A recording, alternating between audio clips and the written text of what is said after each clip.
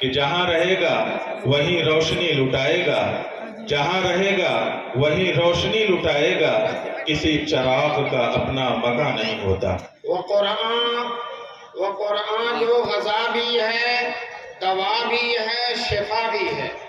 وہ قرآن جو غذا بھی ہے، دوا بھی ہے، شفا بھی ہے۔ وہ قرآن جس سے ہوتی ہیں طے منازل ہائے عرفانی۔ حضرت صدر جلسہ، معزز اور محترم علماء کرام، محترم بزرگوں اور دوستوں، نوجوانان ملت،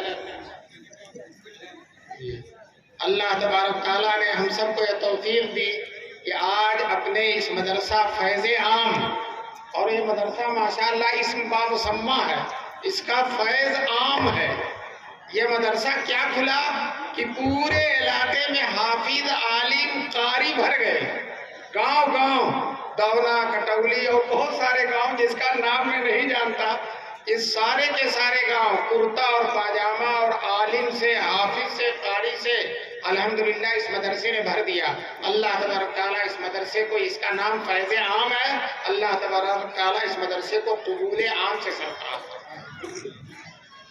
ابھی آپ نے حضرت مولانا حبیب الرحمان صاحب کی تقریر، پرسوز تقریر، جس میں وہ اپنے جگر کے داغوں کو پیش کر رہے تھے، آپ نے سنی، اور کہاں سے کہاں تک مدرسہ پہنچا آپ نے دیکھا۔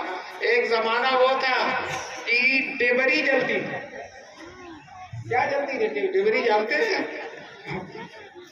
شیشی میں تیل ڈال کر اور ڈھکن میں سوراخ کر کے اس میں کپڑا ڈال کر جو چراغ بنایا جاتا ہے وہ جلتا تھا۔ آج ماشاءاللہ قمقمے جل رہے ہیں ہر طرف، اور اس وقت ڈیبری چاہنے کے باوجود بھی نہیں جلتی تھی، اور اس وقت قمقمے نہ چاہنے کے باوجود بھی جل رہے ہیں۔ یہ اللہ کا فضل و کرم ہے، احسان ہے۔ دیکھو دوستو، قرآن کی برکت ہے، دینی تعلیم کی برکت ہے۔ جہاں قرآن کی برکت ہوتی ہے اور قرآن کی جہاں تعلیم ہوتی ہے، وہاں اللہ کی رحمتیں جھوم جھوم کر برستی ہیں۔ اللہ کی رحمتیں جھوم جھوم کر برستی ہیں۔ قرآن ایسی چیز ہے، ایک حدیث میں آیا ہے کہ ایک صحابی تھے، بخاری شریف کی حدیث میں ہے کہ قرآن کی تلاوت کر رہے تھے۔ اب تلاوت کر رہے ہیں اور ان کا گھوڑا اچھلنے لگا، گھوڑا بندھا ہوا تو اچھلنے لگا، اب زیادہ اچھل کود کر رہا ہے۔ انہوں نے تلاوت بند کر دی، گھوڑے نے اچھلنا بند کر دیا۔ پھر انہوں نے تلاوت شروع کی، گھوڑے نے پھر اچھلنا شروع کر دیا۔ اب بار بار جہاں تلاوت بند کرتے ہیں گھوڑا صحیح چپ چاپ کھڑا ہو جاتا ہے، اور جہاں تلاوت کرتے ہیں گھوڑا اچھلنا شروع ہو جاتا ہے۔ تو انہوں نے سوچا کہ میرا بیٹا زید وہاں سویا، وہ چھوٹا سا بیٹا سویا، گھوڑا اپنی اچھل کود میں میرے بیٹے کو کچل نہ دے۔ اٹھے ہیں کہ بچے کو اٹھائیں۔ اب بچے کو اٹھانے اٹھے ہیں، نظر آسمان کی طرف گئی تو نور کے قمقمے، نور کے ٹکڑے کافی مقدار میں آسمان کی طرف، زمین سے آسمان کی طرف بڑھے چلے جا رہے ہیں۔ عجیب ماجرا دیکھا۔ صبح آ کر جناب رسول پاک صلی اللہ علیہ وسلم سے کہا کہ اللہ کے رسول، رات یہ ماجرا ہوا، میں قرآن پڑھ رہا تھا اور اٹھ کر بچے کو گھوڑا اچھل رہا تھا، گھوڑے کے اچھلنے سے مجھے بچے کی کچلنے کا ڈر ہوا، تو میں نے اٹھ کر بچے کو اٹھانا چاہا تو نظر آسمان پر پڑی، تو میرے گھر کے اوپر سے لے کر آسمان تک بہت زیادہ نور کے قمقمے اڑتے چلے جا رہے تھے۔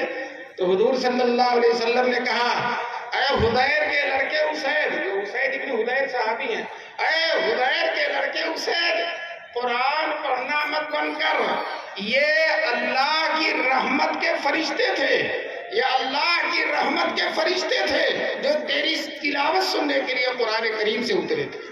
اب بتاؤ، ایک مسلمان قرآن کی تلاوت کرتا ہے اور اللہ کے رحمت کے فرشتے دھوم کے ساتھ اترتے ہیں، جم غفیر ان کا اترتا ہے، پورا مجمع اترتا ہے قرآن کی تلاوت سننے کے لیے۔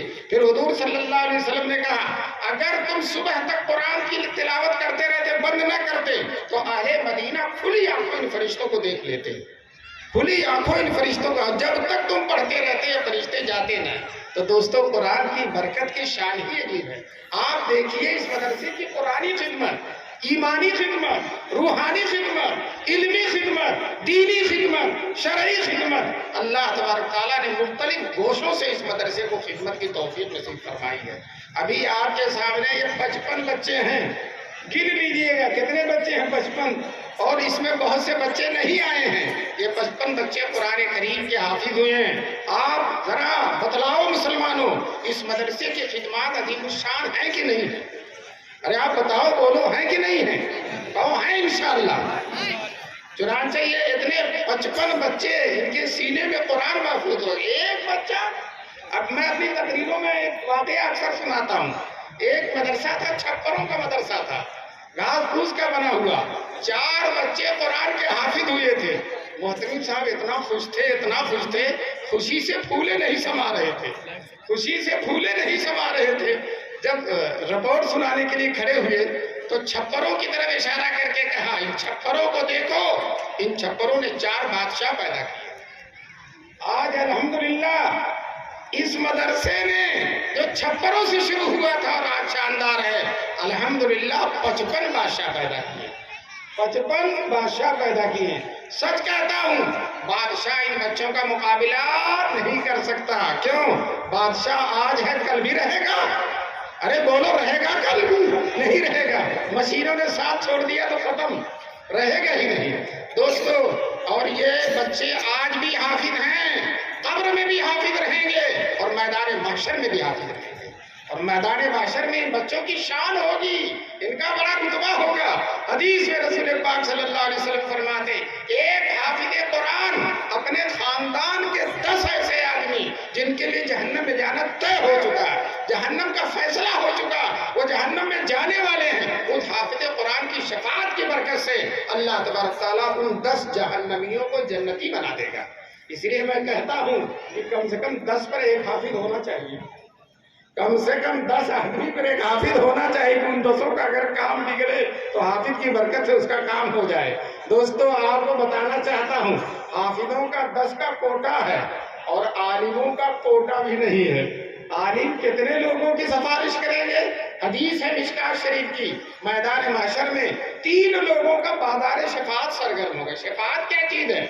एक आदमी जहन्नमी है, जहन्नम में जाने वाला है, लेकिन ईमान है उसके अंदर। अगर ईमान नहीं है तो हुजूर सल्लल्लाहु अलैहि वसल्लम की सिफारिश भी काम आने वाली नहीं है। चुनांचे हुजूर के चचा अबू तालिब, जिन्होंने रात दिन हुजूर की खिदमत की थी, 13 साल तक 12 साल तक हुजूर की मुसलसल खिदमत की थी, रात दिन खिदमत की गई थी। हुजूर का जब बाइकाट किया गया तो अबू तालिब भी उस बाइकाट में चले गए। हुजूर पर जब भूख और प्यास की आजमाइश हुई तो अबू तालिब ने भी उस आजमाइश को बर्दाश्त किया, उसको सीने से लगाया। जब अबू तालिब मरने लगे तो हुजूर सल्लल्लाहु अलैहि वसल्लम आए, कहने लगे, चचा कलमा पढ़ लो, अशहदु अल्ला इलाहा इल्लल्लाह अशहदु अन्न मुहम्मदुर रसूलुल्लाह, मुझे मैदान माशर में शफाअत का हक मिल जाएगा, आपकी मैं शफाअत कर दूंगा, आप जन्नत में चले जाएंगे। तो अबू तालिब कहते हैं, बेटे तेरी शफाअत बरहत है, तेरा दीन भी बरहत है, लेकिन अगर मैं इस मरते वक्त कलमा पढ़ूंगा तो कुरैश की बड़ी बूढ़ियां कहेंगी अबू तालिब मरते वक्त जहन्नम से डर गया, अबू तालिब मरते वक्त जहन्नम से डर गया, इसलिए मैं कलमा नहीं पढ़ूंगा, अगरचे तेरा दीन बरहक है। बहरहाल अगर वो कलमा नहीं पढ़ सके, वो रसूल पाक सल्लल्लाहु अलैहि वसल्लम उनकी सिफारिश नहीं कर सके। बताओ, अपने सगा चचा ईमान नहीं है तो सिफारिश नहीं कर सकेंगे। और हम यहाँ दूर दराज के हैं, हम यहाँ आजमगढ़ के रहने वाले हैं, हुजूर के खानदान के भी नहीं हैं, हुजूर के शहर के भी नहीं हैं, हमने हुजूर को भी नहीं देखा, हुजूर ने हमको भी नहीं देखा, लेकिन इंशाअल्लाह सुम्मा इंशाअल्लाह हमें हुजूर सल्लल्लाहु अलैहि वसल्लम की शफाअत मिलेगी। किसकी बरकत से? ईमान की बरकत से जो हमारे सीने के अंदर है। ये इतनी बड़ी दौलत है, इतनी बड़ी दौलत है कि कोई दौलत इस दौलत का मुकाबला नहीं कर सकती। बहरहाल हाफिज तो 10 आदमी की सिफारिश करेगा और आलिम का कोटा भी नहीं है। हदीस में आया है, तबरानी की हदीस है, फरमाते हैं जनाब रसूल पाक सल्लल्लाहु अलैहि वसल्लम, जुजाउ बिल आलिमी वल आबिदी यौमल क़ियामह, क़यामत के दिन एक आलिम को लाया जाएगा और एक आबिद को लाया जाएगा। आबिद किसको कहते हैं मैं बता दूं, और आलिम किसको कहते हैं? आबिद उसको कहते हैं जो दीनदार है, नमाजी है, कुरान की तिलावत भी करता है, जमात में भी जाता है, चिल्ले भी लगाता है, दाढ़ी भी रखे हुए, झूठ नहीं बोलता, 5 वक्ता मस्जिद में जाकर जमात के साथ नमाज पढ़ता, वो आबिद है। लेकिन कुरान नहीं समझ सकता, हदीस नहीं समझ सकता, वो अरबी नहीं जानता, उसने मदरसों में नहीं पढ़ा, सर्फ नहव बलागत اور اسی طرح سے تفسیر، حدیث اور قرآن اس نے نہیں پڑھا ہے تو اس کو عابد کہتے ہیں۔ اور عالم کس کو کہتے ہیں؟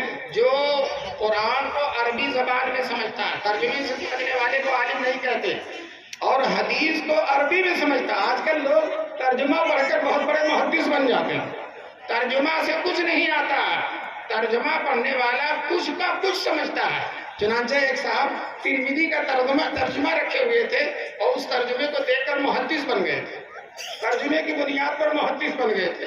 ترجمے میں ترمذی کے لکھا ہوا تھا کہ ظہر کی نماز ہلکے پڑھنا چاہیے، دھیرے دھیرے پڑھنا چاہیے، لیکن وہ ذرا رسم الخط بھی پرانا تھا اور ان صاحب کی اردو بھی کمزور تھی، اور وہ لکھا ہوا تھا پرانے انداز سے، تو وہ کیا پڑھتے ہیں؟ ظہر کی نماز ہل کے پڑھنا چاہیے، ہلکے کے بجائے کیا پڑھ رہے ہیں؟ ہل کے پڑھنا چاہیے۔